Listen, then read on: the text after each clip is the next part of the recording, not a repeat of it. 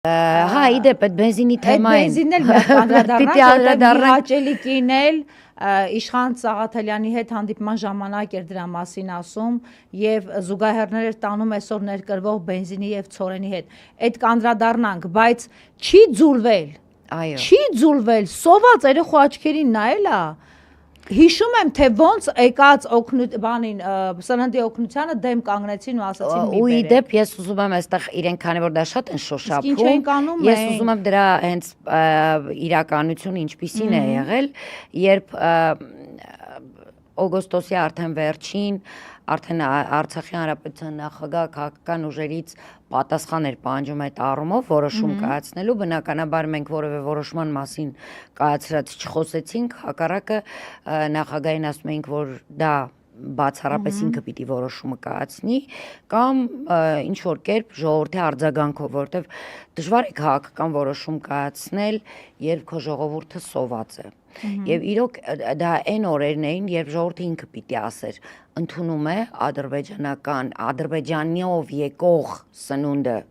իդեպ դա ադրբեջանական սնունդ չէր, դա Ադրբեջանով եկող նույնիսկ սնունդ էր, թե չի ընդունում։ Ինչին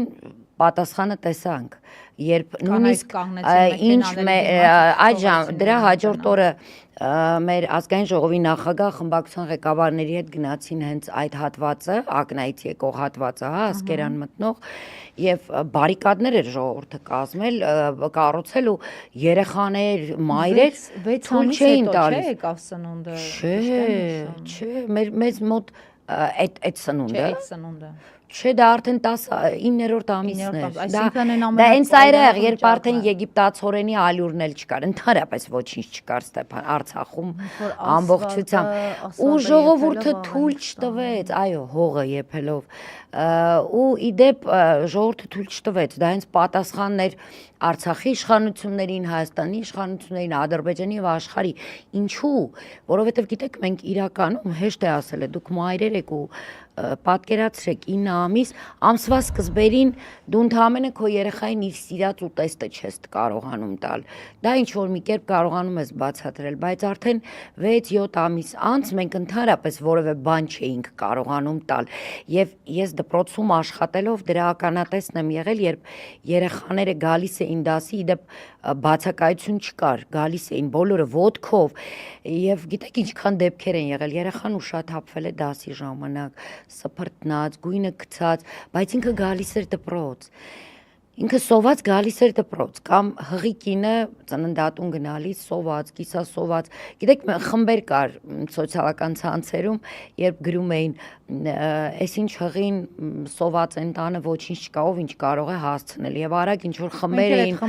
առաջանում, ուղարկում էինք, հա, ուղարկում էին ամեն մեկը կամ ինչ որ մեկի սրտով ինչ որ բան էր անցել, մի խոսքով կամ ջերմությունը երեխայի չէր, աղա Բադրջանը, հա, ինչ որ այդպիսի բաներ, այո, նույնիսկ իմ գործընկերը Դավիթը Գալստյան հիշում եմ, երբ արդեն ոչ ոք աղ չուներ մեր շրջապատում, ինքն էլ է եփել, մի ամբողջ օր տրամադրել եփել էր ու բաժանում էր բոլորին իր եփած աղը, բայց գիտեք, ես հիմա զգում ես ժպիտով եմ հիշում այդ օրերը։ Հիմա բոլոր արցախցի յուրաքանչյուրի հետ խոսած իրանք ժպիտով են հիշելու։ Ինչու, որովհետև դա մենք գիտակցված ենք արել, դա պատերազմ էր, որտեղ մենք չէինք փախնում։ Չէինք փախնում այդ պատերազմից։ Հա, զենքեր չէին կրակում այդ օրերին, այդ ամիսներին, բայց մենք շատ լավ գիտեինք, որ կամ պիտի քաղաքական լուծում ստանա այդ ամենը լավ առումով, կամ զենքերը ի վերջո կրակելու են։ Եվ մոռացիր, թե ինչ կոչեր հնչեցին, ինչ հայտարարություններ հնչեցին Մայր Հայաստանից։ Այո, ցեղասպանություն է լինելու, վերցրեք ադրբեջանական անձնագրերը եւ ապրեք ադրբեջանական դրոշի ներքո։ Եվ մի քանի անգամ կրկնվեց, որ Հայաստանը չի երաշխավորում Արցախի անվտանգությունը, հրաժարվում է այդ անվտանգության երաշխիքից, որը սահմանադրության մեջ էր նշված։ Հիշում եք մեր պատասխանը։ այդ առանց վառելիքի Արցախում, առանց հացի Արցախում մարդիկ կիլոմետրեր, տասնյակ կիլոմետրեր ոտքով գալիս էին վերածննդի հրապարակում 3 անգամ մենք մեծ հանրահավաքներ ենք արել 50-60 հազարանոց, որով հայտնել ենք ժողովրդի դիրքորոշումը, որ ոչ, մենք չենք ընդունում այն ինչ որ պարտադրում ու պահանջում է Ադրբեջանը ու Հայաստանի իշխանությունները եւ մենք պատրաստ ենք շարունակել սովի, չգիտեմ, ցրտի պայմաններում, բայց մեր հայրենիքում գոյատևել, մինչ լուծում ստանալը, լուծում այնպիսի լուծում, որը պիտի մենք ապրեինք մեր տներում, մեր հայրենիքի հայկական այսպես երկու հայրենիքներից մեր հատվածում, հա, մեզ բաժին հասած հատվածում եւ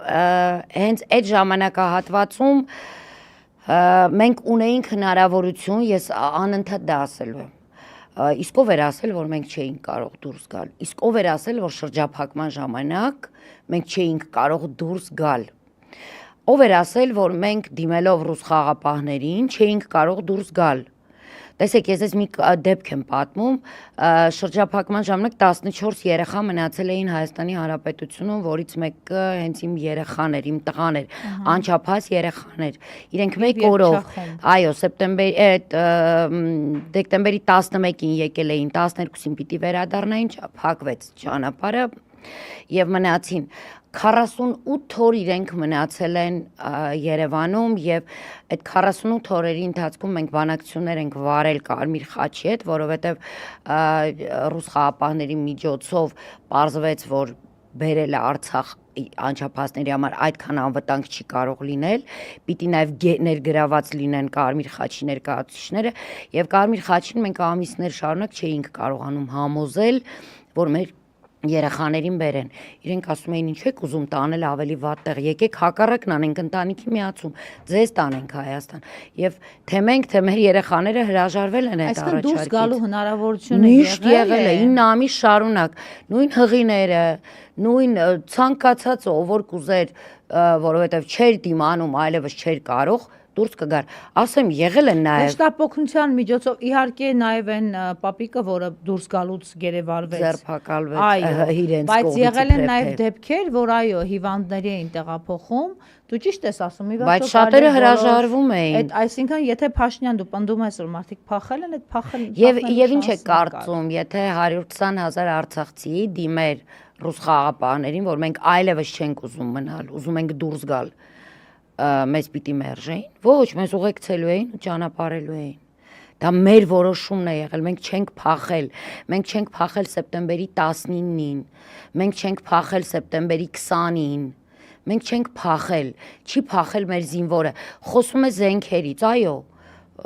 անթիվան համար զենքեր կան, դա էլ իդեպ են պատասխանը իրեն, որ նախկինները զենք չէին առնում, դա երևի իր առած, հա, այդ սուերն էին երևի, հա, այնտեղ մնացել, այո, սա նախ է դրա պատասխանը, որ այո, Արցախում այնքան զենք կար, որ կարող էր, հնարավոր էր պաշտպանել Արցախը, ինքը ավելի վատ բաներ ասել, այդ բրիֆինգում ասեց, որ զենքերի մեծ մասը շուրջ 80% առանց մատը կպնելու է մնացել, то есть զենքը չի կիրառվել, մի րոպե, 120,000 մարդ, որից կռվելու ունակ են 20,000-ը երևի, ռազմական գործիչները ավելի լավ կասեն, որտեվ մեծ մասը դրանք կանայք, ծերեր, երեխաներ, հաշմանդամներ, այսինքն ինքը ոնց էր պատկերացնում, այն երեխաները կամ նոր ծննդաբերած մայրերը կամ մանկահասակ երեխաները պիտի գնային այդ զենքը բռնեին, ով ունակ էր զենք բռնելու բռնել էին, այդ մարդուն ուղղակի պետք է հիշեցնել անընդհատ, հա, որ 120,000 հոգու հայի ինքը մենակ էր թողել Թուրքիայի եւ Ադրբեջանի դեմ, էլ չեմ ասում օգնությունը Իսրայելից, չեմ ասում օգնությունը Ուկրաինայից, պետք է չխոսել այս մասին, ի վերջո 20 թվականին, երբ որ մենք ովքեր որ Արցախում էին այդ ժամանակահատվածում պատերազմի, կանգնած նայում էինք, ասում էինք, այս ինչ լույս է, այս ինչ հրավառություն է, եւ մենք հետո ենք իմանում, որ դա Ուկրաինայից բերված ֆոսֆորն էր, որը նաև շատ ուժեղ ազդեցություն ունեցավ մեր առողջության վրա, հարցրեք բժիշկներին, հարցում արեք ու տեսեք։ Այսօր օնկոհիվանդությունները, եթե այո Հայաստանում մեծ ծավալի են հասել, բժիշկները փաստում են, որ համեմատած Հայաստանի մեր հայրենակիցների մոտ կրկնակի տեմպով է արցախցիների մոտ։ Եվ դա սկսվել է պատերազմից հետո, աչքերի տեսողության, կուրության խնդիրներ, դա սկսվել է պատերազմից հետո, բայց չէ՞ որ այդ զենքերի կիրառման արդյունքում է եղել։ Տարյուկես Միքայելյան հիվանդանոցում էին պարկած, ովքեր որ մոտ են չեմ եղել։ տեսել, որ առողջապահության նախարարը այսօր որ տանցիներ է անում ավտոբուսներում ու չգիտեմ ինչ դրա վերլուծությունը տան մի կամ անգամ ասեն։ չի այցելել ֆոսֆորով ինքը նաև դրանով քաղաքական մեսիջ կաներ, հասկանում եք, չէ՞, Նիկոլը կամ կինը որևէ անգամ նրանք չայցելեցին այդ արցախցիներին հիվանդանոց եւ չփորձեցին այդ մեսիջը անել աշխարհին, որ դուք այդ կենսաբանական զենքն եք օգտագործել մեր դեմ։